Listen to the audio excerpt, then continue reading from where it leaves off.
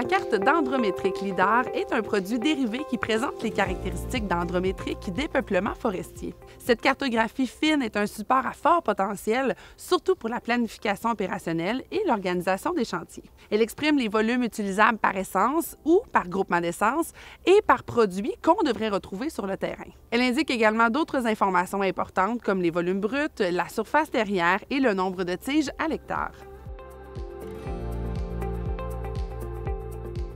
C'est un inventaire qui est beaucoup plus précise, qui permet de déterminer les volumes à l'hectare, les nombres de tiges à l'hectare, la qualité des peuplements, les différentes hauteurs. Donc, ça permet de faire une foresterie qui est beaucoup plus précise. Donc, après ça, ça permet de mieux cibler, autant pour la récolte, même si ce n'est pas nous qui est responsable de faire la planification. Dans le chantier, ça nous permet de dire, ce secteur-là, il est beaucoup plus feuillu, donc on va adapter le procédé de récolte qu'on va utiliser, soit qu'on va utiliser une abatteuse-groupeuse, qui est plus performante dans ce type de peuplement-là, comparativement à un multifonctionnel où elle va se démarquer dans les peuplements résineux.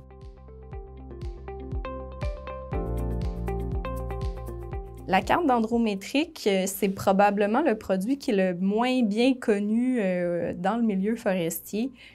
Non seulement parce que c'est un des produits les plus récents, mais aussi parce que c'est peut-être un produit qui nécessite un petit peu plus d'apprivoisement pour être en mesure de l'utiliser correctement. Il y a beaucoup des produits par le passé du ministère qui étaient en fait surtout plus utilisés, on va dire, à l'échelle de la planification tactique. Donc, souvent, c'est des volumes bruts marchands, qu'on va dire, qui sont spécifiés dans les produits qui étaient diffusés. Mais la carte dendrométrique LIDAR va plutôt parler de volume brut utilisable. Donc, la différence principalement, c'est en fait qu'on prendrait le volume marchand puis qu'on viendrait lui soustraire la portion finalement qui n'est pas vraiment utilisable au niveau de l'industrie ou qui est jugée non marchande. Donc ça, ce sont souvent des informations qui sont beaucoup plus proches. Par exemple, ce qu'on va retrouver au niveau des mesures de bois abattu sur le terrain. Et donc, au niveau opérationnel, ça va vraiment avoir un avantage parce qu'on va pouvoir plus rapidement, plus facilement avoir un aperçu de qu'est-ce qu'on risque de récolter finalement sur le terrain. La carte dendrométrique LIDAR, un de ses principaux avantages, je dirais, c'est la finesse de l'information qui y est stockée. Juste à titre comparatif, les données de la carte écoforestière qui sont plus traditionnellement utilisées et connues, on va avoir des polygones en moyenne qui font 6 hectares.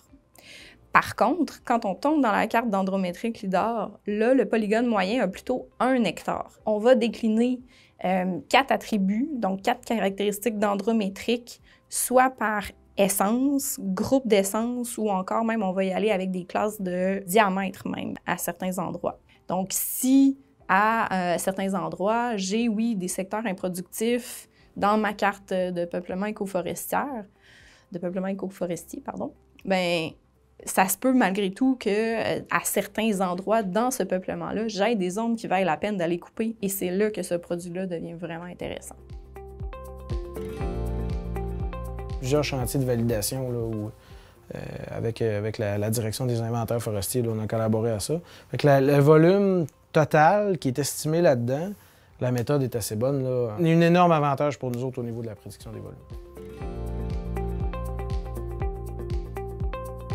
La carte dendrométrique LIDAR, c'est une autre donnée qui est sortie il n'y a pas si longtemps que ça pour l'Abitibi-Témiscamingue. Dès qu'elle est sortie, on a commencé à l'utiliser parce qu'on avait vraiment un besoin du côté d'avoir un estimé des volumes de bois qu'il pouvait avoir sur nos chantiers. On avait déjà la donnée du 4e décennal.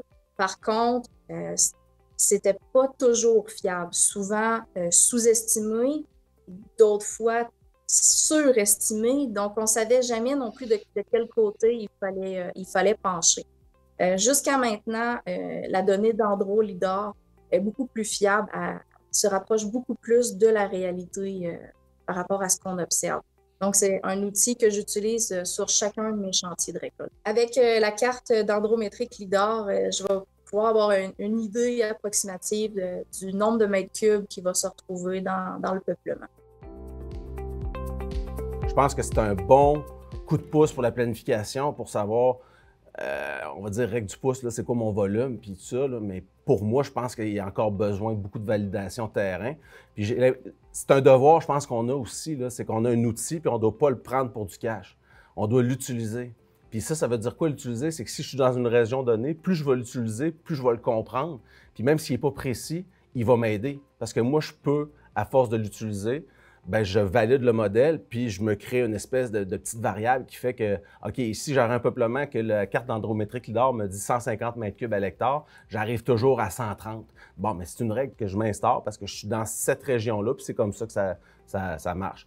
Fait qu'encore là, c'est un outil de plus dans la veste d'inventaire du technologue, de l'ingénieur forestier, du contremaître, pour aller chercher finalement une meilleure planification au niveau de ce qu'on va aller chercher comme volume. D'avoir confiance intégralement à ces produits-là, ça reste que les produits technologiques, oui, c'est de la technologie, mais ça reste, ce avec quoi on travaille, c'est la nature. Donc, il n'y a rien de parfait. Donc, c'est toujours important de rester connecté avec ça, de contre-vérifier ces données-là aussi, qui ne sont pas nécessairement...